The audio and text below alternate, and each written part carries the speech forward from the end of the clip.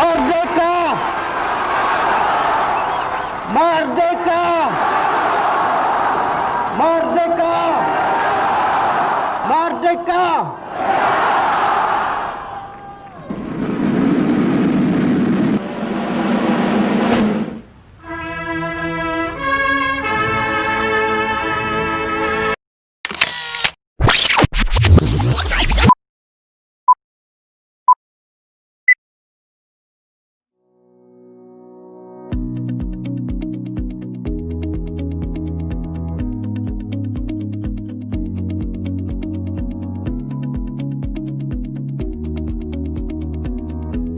Salam sejahtera saya ucapkan. Pada video ini saya akan membahas salah satu bab daripada tingkatan 4, iaitu bab 7, usaha ke arah kemerdekaan. Bab ini terbahagi kepada 5 bahagian, iaitu latar belakang idea negara merdeka, jawatan kuasa hubungan antara kaum, sistem ahli, sistem pendidikan kebangsaan, dan penubuhan parti politik. 7.1 Latar belakang idea negara merdeka bermula pada tahun 1938 sehingga 1951. Latar belakang idea negara merdeka. Pada tahun 1938, Kesatuan Melayu Muda pimpinan Ibrahim Haji Yaakob memperjuangkan kemerdekaan melalui konsep Melayu Raya. Idea ini merupakan penyatuan bangsa dan dunia Melayu berdasarkan aspek persamaan daerah, darah, kebudayaan dan bahasa yang menjadi satu rumpun yang sama iaitu Melayu. Selepas KMM diharamkan, idea Melayu Raya terus diperjuangkan oleh Kesatuan Rakyat Indonesia Semenanjung dan Parti Kebangsaan Melayu Malaya. Pada tahun 1945, Parti Kebangsaan Melayu Malaya (PKMM) di bawah pimpinan oleh Dr. Burhanuddin Al-Helmi, Ishak Haji Muhammad dan Ahmad Bostamam. Parti ini menetapkan matlamat politik untuk menanam semangat kebangsaan dan bekerjasama dengan kaum lain bagi membentuk perpaduan. PKMM memperjuangkan kemerdekaan melalui konsep Melayu Raya. Melalui slogan Merdeka, PKMM berhasrat mendaulatkan hak rakyat dalam politik, ekonomi, agama, sosial dan kebudayaan. 1946, Angkatan Pemuda Insaf API pimpinan oleh Ahmad Bostamam. Pertubuhan ini memperjuangkan idea negara merdeka yang menekankan pemerintahan demokrasi dan dasar ekonomi yang mengutamakan rakyat serta keadilan sosial. Risalah Testament Politik API diterbitkan pada bulan Disember 1946 dengan slogan Merdeka dengan Darah. Persatuan Kebangsaan Melayu Sarawak pimpinan Datuk Patinggi Abang Haji Abdillah. Pertubuhan ini mahu Sarawak menjadi negeri merdeka di bawah pemerintahan Raja Brooke. Pertubuhan ini inginkan berkerajaan sendiri seperti yang dijanjikan dalam Perlembagaan 1941 oleh Raja Brooke. 1946 Pergerakan Pemuda Melayu. Kontroversi penyerahan Sarawak kepada British melahirkan Pergerakan Pemuda Melayu di Sibu yang rela berkorban jiwa untuk mendapatkan kemerdekaan penuh Sarawak. Catatan Merdeka dalam surat menyurat PPM menjelaskan bahawa gerakan PPM adalah untuk memerdekakan Sarawak. PPM bertindak menubuhkan Pakatan Sulit Rukun 13 yang nekat membunuh Governor, pegawai British dan Datu Melayu yang menyokong penyerahan Sarawak. Penubuhan Rukun 13 membuktikan kebencian PPM terhadap kolonial. 1946 United Malays National Organisation (UMNO) yang dipimpin oleh Datuk Onn Jaafar berusaha menyatukan orang Melayu untuk mempertahankan hak bangsa Melayu dan kedudukan raja-raja Melayu. Dengan slogan Hidup Melayu, UMNO berjuang menentang Malayan Union bagi memelihara status quo orang Melayu dan kedaulatan Raja-Raja Melayu. Pada tahun 1951, slogan diubah kepada Merdeka untuk memperjuangkan kemerdekaan tanah Melayu melalui perlindungan. 1946, Parti Kebangsaan Melayu Labuan yang dipimpin oleh Tengku Nordin dan Zakaria Gun menjalankan dasar tidak bekerjasama dengan penjajah dan menuntut Sabah dimerdekakan daripada British. Lawangan Hidup Melayu Merdeka dalam surat Zakaria Gun kepada ahli PKML menekankan kesedaran untuk merdeka. Melayan Indian Congress (MIC) yang diasaskan oleh John TV meletakkan objektif untuk bekerjasama dengan kaum lain dalam usaha memperjuangkan kemerdekaan tanah Melayu. MIC menegaskan bahawa kewarganegaraan yang tunggal kepada mereka yang menerima tanah Melayu sebagai tanah air dan sedia melafazkan taat setia kepada tanah Melayu. 1947, Hizbul Muslimin yang diterajui oleh ulama berpengaruh seperti Abu Bakar Al-Bakir, Sheikh Badrullah Suhaimi dan Sheikh Abdullah Fahim. Matlamat Hizbul Muslimin ialah mencapai kemerdekaan tanah Melayu sebagai negara Islam. 1949, Malayan Chinese Association (MCA). Tang Cheng Lock yang memimpin Malayan Chinese Association menegaskan bahawa MCA mempunyai tugas untuk menjadikan tanah Melayu yang berbilang kaum sebuah negara yang berdemokrasi penuh. Bagi menjayakan matlamat tersebut, MCA berusaha menyatukan masyarakat Cina dan bekerjasama dengan semua kaum di tanah Melayu dalam keadaan harmoni untuk kemerdekaan tanah Melayu. 1951, Parti Islam Setanah Melayu (PAS). Dr. Burhanuddin Al-Helmi yang dipercayai PAS bercita-cita membina satu negara dan satu bangsa yang teguh dengan bahasa Melayu sebagai bahasa kebangsaan dan rasmi yang tunggal. Kemerdekaan bagi PAS ialah tanah Melayu merdeka dengan menjalankan hukum Islam. Independence of Malayan Party (IMP). Datuk Ot Jafar mengasaskan penubuhan Independence of Malayan Party (IMP) untuk melaksanakan idea tanah Melayu untuk Malayan. Bagi Datuk Ot Jafar, tuntutan kemerdekaan tidak boleh dibuat tanpa kerjasama kaum lain yang diterima menjadi rakyat tanah Melayu. Beliau mahu orang Melayu menjadi pemimpin kepada orang bukan Melayu yang turut mempunyai hak dalam politik dan ekonomi. Seterusnya, 7.2 Jawatan Kuasa Hubungan Antara Kaum. Ketegangan kaum meningkat selepas Perang Dunia Kedua. British memberi mesej bahawa kemerdekaan hanya diberikan bila kerjasama tiga kaum utama dapat diwujudkan. Oleh itu, perundingan dilakukan untuk mewujudkan kestabilan politik, ekonomi dan sosial ke arah mencapai status berkerajaan sendiri. Penubuhan Jawatan Kuasa Hubungan Antara Kaum, anggota Jawatan Kuasa Hubungan Antara Kaum, dan peranan Jawatan Kuasa Hubungan Antara Kaum. Penubuhan Jawatan Kuasa Hubungan Antara Kaum. Nama penubuhan Jawatan Kuasa Hubungan Antara Kaum atau Communities Liaison Committee (CLC). Tarikh penubuhan adalah pada Januari 1949. Objektif: mengkaji hubungan kaum secara mendalam, membetulkan keadaan politik, ekonomi dan sosial supaya wujud pembahagian yang adil untuk semua komuniti, mewujudkan keadaan harmoni dan muhibah dalam kalangan penduduk di negara ini. Moto CLC ialah kesamaan dan keadilan untuk penduduk tanah Melayu. Anggota Jawatan Kuasa Hubungan Antara Kaum yang dibagikan kepada 5, iaitu penasihat, pengerusi, wakil Melayu, wakil Cina dan ahli lain. Penasihat iaitu Malcolm McDonald, Governor General British di Asia Tenggara. Pengerusi EEC Tung Rai Singham, wakil orang Sealand. Salah satu wakil Melayu, Dato' Ot Jafar, Menteri Besar Johor Presiden UMNO. Wakil Cina, Tan Cheng Lock, Melaka dan ahli-ahli lain. Peranan Jawatan Kuasa Hubungan Antara Kaum. Berperanan untuk menyelesaikan pelbagai isu yang melibatkan pertikaian antara kaum. Isu pertama, politik. Persediaan ke arah berkerajaan sendiri.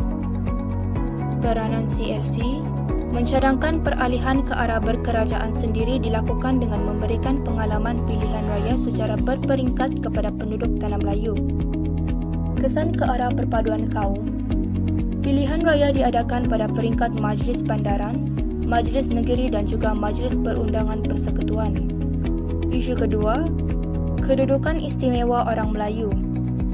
Orang Melayu menuntut diperakui kedudukan istimewa sebagai penduduk asal rantau alam Melayu. Peranan CLC bersetuju agar orang Melayu wajar mempunyai kedudukan istimewa kerana menunjukkan taat setia yang tidak berbelah bahagi dan mengiktiraf negara ini satu-satunya tanah air mereka. Kesan ke arah perpaduan kaum. Kedudukan istimewa orang Melayu di negara ini diperakui dan kepentingan sah kaum lain diiktiraf. Isu ketiga, kedudukan ekonomi orang Melayu. Orang Melayu tidak memperoleh peluang yang sama seperti kaum bukan Melayu dalam sektor perniagaan dan perusahaan. Peranan CLC mencadangkan penubuhan agensi untuk meningkatkan ekonomi dan pendidikan orang Melayu. Kesan ke arah perpaduan kaum. Penubuhan Lembaga Pembangunan Industri Desa (LIDA) pada tahun 1950 merupakan tuntutan daripada Datuk On Jaafar. Isu keempat, kewarganegaraan bukan Melayu.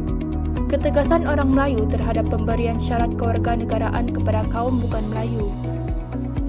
Peranan CLC bersetuju kewarganegaraan kepada kaum bukan Melayu penting bagi memupuk taat setia kepada tanah Melayu dan kerjasama dalam kalangan penduduk.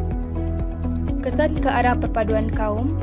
Syarat kewarganegaraan dilonggarkan untuk memberikan kedudukan politik kepada kaum bukan Melayu dan melahirkan semangat patriotik serta bertanggungjawab kepada negara. Isu terakhir, pendidikan. Sistem persekolahan yang berbeza-beza mengikut kaum menggunakan bahasa pengantar, buku teks dan sukatan pelajaran yang berlainan. Peranan CLC mencadangkan sistem pendidikan yang seragam untuk memupuk kesetiaan dan perpaduan kaum di tanah Melayu. Kesan ke arah perpaduan kaum. Penubuhan jawatankuasa pendidikan untuk mengkaji sistem pendidikan bagi melahirkan pendidikan yang seragam dan diterima oleh semua kaum. 7.3 Sistem ahli. Selepas Perang Dunia Kedua, British menjalankan dasar dekolonisasi, iaitu menyediakan langkah berkerajaan sendiri secara beransur-ansur kepada tanah jajahannya. Pembentukan sistem ahli, ciri-ciri sistem ahli dan kepentingan sistem ahli ke arah kemerdekaan. Pembentukan sistem ahli.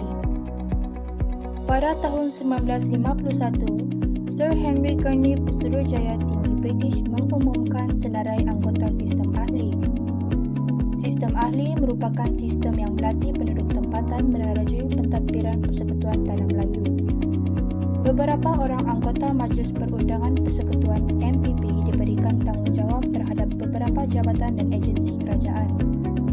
Sistem ahli memberikan latihan kepada penduduk tempatan berkaitan dengan pentadbiran negeri sebelum British memberikan kemerdekaan.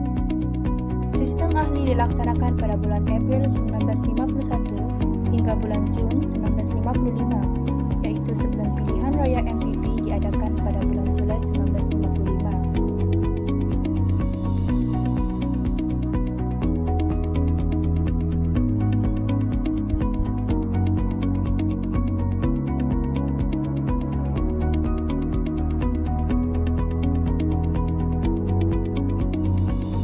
Ciri-ciri sistem ahli. Ahli bertaraf menteri dan bertanggungjawab menjaga portfolio yang mengandungi jabatan dan agensi kerajaan.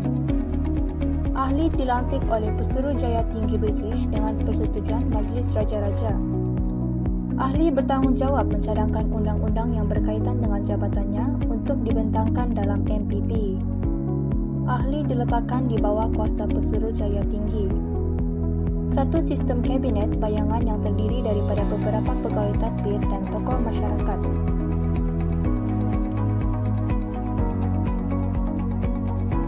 Kepentingan sistem ahli ke arah kemerdekaan. Menyediakan asas penting untuk melatih orang tempatan ke arah berkerajaan sendiri. Memberikan pendedahan kepada penduduk tempatan untuk belajar mentadbir dan menerajui kerajaan menjelang kemerdekaan. merupakan proses memupuk perpaduan kaum kerana ahlinya terdiri daripada gabungan pemimpin pelbagai kaum. Menentukan kemerdekaan yang diperoleh mendapat sokongan seluruh penduduk Persekutuan Tanah Melayu. 7.4 Sistem pendidikan kebangsaan. Semasa di bawah pentadbiran British, sistem persekolahan berkembang mengikut kaum. Sistem seperti ini menghalang usaha menyatu padukan rakyat ke arah melahirkan satu identiti bangsa dan negara. Usaha ke arah pembentukan sistem pendidikan kebangsaan melalui penubuhan jawatan kuasa pelajaran di Tanah Melayu, Sarawak dan Sabah. Usaha ke arah pembentukan sistem pendidikan kebangsaan melalui penubuhan jawatan kuasa pelajaran di Tanah Melayu, Sarawak dan Sabah. Laporan Barnes 1951. Jawatan Kuasa Pelajaran Melayu dipengerusikan oleh L.J. Barnes, menekankan kepentingan sekolah rendah untuk membina satu rupa bangsa penduduk yang menganggap Tanah Melayu sebagai tempat tinggal yang kekal dan tumpuan taat setia. Kandungan laporan Barnes, sekolah rendah menggunakan bahasa Melayu atau bahasa Inggeris sebagai bahasa pengantar. Sekolah menengah menggunakan bahasa Inggeris sebagai bahasa pengantar. Laporan Venue 1951 diterbitkan berikutan dengan bantahan daripada masyarakat Cina terhadap laporan Barnes, mengkaji pendidikan Cina, mencadangkan penambahbaikan untuk menjadikan sekolah Cina sebagai institusi yang memberikan faedah kepada penduduk Tanah Melayu. Kandungan laporan Venue, sekolah Cina diteruskan secara berasingan di bawah sistem kebangsaan. Pendidikan sekolah Cina haruslah berorientasikan Tanah Melayu. Ordinan Pelajaran 1952 diluluskan selepas jawatan kuasa penasihat Pusat Pelajaran meneliti laporan Barnes dan laporan Venue. Ordinan ini bertujuan membentuk sistem pendidikan yang menggunakan bahasa rasmi persekutuan. Semua murid daripada pelbagai bangsa disatukan dalam satu sistem berorientasikan Tanah Melayu. Kandungan Ordinan Pelajaran 1952, Tanah Melayu mempunyai dua jenis sekolah rendah, iaitu sekolah yang menggunakan bahasa Melayu dan bahasa Inggeris sebagai bahasa pengantar. Bahasa Cina dan bahasa Tamil diajar sebagai bahasa ketiga di sekolah rendah sekiranya terdapat 15 orang murid dalam kumpulan yang sama. Sekolah menengah menggunakan bahasa Inggeris sebagai bahasa pengantar. Laporan Woodhead di Sarawak dan Sabah 1955. E.W. Woodhead, Ketua Pegawai Pelajaran dari Britain, diundang untuk meninjau perkembangan pendidikan dan seterusnya membuat cadangan tentang pendidikan di Sarawak dan Sabah. Cadangan laporan Woodhead memperkasakan pendidikan peringkat rendah dan menengah, menitik beratkan kepentingan bahasa Inggeris sebagai bahasa pengantar, mewujudkan sistem pembiayaan pendidikan yang teratur. Pendidikan kebangsaan di Sarawak, mewujudkan sekolah menengah berbilang kaum dengan menggunakan bahasa Inggeris sebagai bahasa pengantar, memperkenalkan buku teks yang berlatar belakangkan unsur tempatan, menyeragamkan sukatan pelajaran dan peperiksaan, memastikan pendidikan sivik diajar secara formal di sekolah. Pendidikan kebangsaan di Sabah, mempertingkat pengajaran bahasa Melayu dan bahasa Inggeris di sekolah Cina, menetapkan peperiksaan di sekolah menengah dikendalikan dalam bahasa Inggeris, memastikan bahasa Inggeris diajar di sekolah Melayu dan bahasa Melayu diajar di sekolah Inggeris. Penyata Jawatan Kuasa Pelajaran 1956. Jawatan Kuasa Pelajaran yang dipengerusikan oleh Datuk Abdul Razak Husin selaku Menteri Pelajaran ditubuhkan untuk mengkaji semula sistem pendidikan sedia ada. Teras pembentukan sistem pendidikan kebangsaan iaitu melalui sistem persekolahan yang sama bagi kanak-kanak daripada semua bangsa, bahasa kebangsaan sebagai bahasa pengantar utama, kandungan kurikulum yang seragam dan bercorak kebangsaan. Cadangan penyata jawatan kuasa, sekolah umum rendah menggunakan bahasa Melayu, sekolah jenis umum rendah menggunakan samada bahasa Inggeris, bahasa Cina atau bahasa Tamil. Bahasa Melayu dan bahasa Inggeris dijadikan mata pelajaran wajib di semua sekolah. Sekolah menengah kebangsaan menggunakan bahasa Melayu sebagai bahasa pengantar, manakala bahasa Inggeris sebagai mata pelajaran. Akhir sekali, 7.5, Penubuhan parti politik. Tujuan penubuhan parti politik, perkembangan nasionalisme iaitu semangat untuk membebaskan diri daripada cengkaman penjajah, mewujudkan negara yang merdeka dan berdaulat. Kemunculan parti politik selepas Perang Dunia Kedua, kerjasama politik ke arah kemerdekaan. Kemunculan parti politik selepas Perang Dunia Kedua, terdapat 10 parti politik yang muncul pada tahun 1940-an, antaranya Parti Kebangsaan Melayu Malaya, Persatuan Kebangsaan Melayu Sarawak, Angkatan Pemuda Insaf, Pergerakan Pemuda Melayu, United Malays National Organisation, Parti Kebangsaan Melayu Labuan, Malayan Indian Congress, Barisan Pemuda, Persatuan Kebangsaan Melayu Sarawak, dan terakhir Malayan Chinese Association. Pada tahun 1950-an pula, terdapat 4 parti politik yang diwujudkan, iaitu Independence of Malaya Party, Parti Islam Setanah Melayu, People's Progressive Party, dan Parti Negara. Kerjasama politik ke arah kemerdekaan. Pertama, Pakatan Putera AMCJA. Pusat Tenaga Rakyat, Putera pimpinan Dr. Burhanuddin Al-Helmi dan All Malaya Council of Joint Action diketuai oleh Tan Cheng Lock bergabung pada bulan Disember 1947. Pakatan ini menjadi perintis untuk memupuk kerjasama politik antara kaum serta melahirkan Manifesto Perlembagaan Rakyat sebagai alternatif pembinaan negara bangsa yang merdeka. Manifesto ini mencadangkan pemerintahan sendiri, pembentukan Dewan Perundangan dan penerimaan satu kewarganegaraan. Kedua, Persidangan Kebangsaan. Persidangan kebangsaan berlangsung pada bulan Februari 1954 yang diketuai oleh Datuk Panglima Bukit Kantang, Menteri Besar Perak iaitu Datuk Abdul Wahab Abdul Aziz. Persidangan tersebut membincangkan langkah membentuk gabungan parti politik kebangsaan Tanah Melayu yang bersatu. Persidangan ini disertai oleh Independence of Malayan Party, Malayan Indian Congress, Persatuan Silonis Malaya dan Persatuan Eurasian Malaya. Persidangan ini menuntut agar diadakan pilihan raya persekutuan.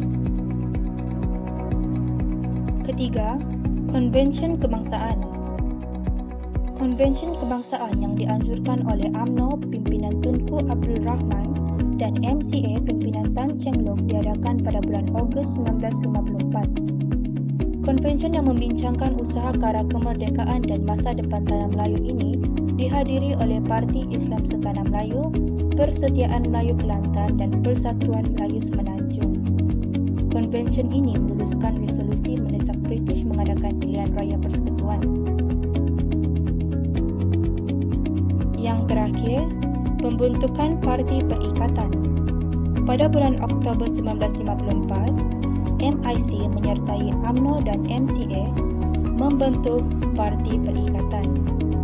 Parti ini memilih kapal layar sebagai logo yang melambangkan kesediaan menempuh cabaran dan rintangan bagi mencapai kemerdekaan negara. Penyertaan MIC melengkapkan kerjasama 3 kaum terbesar di Tanah Melayu,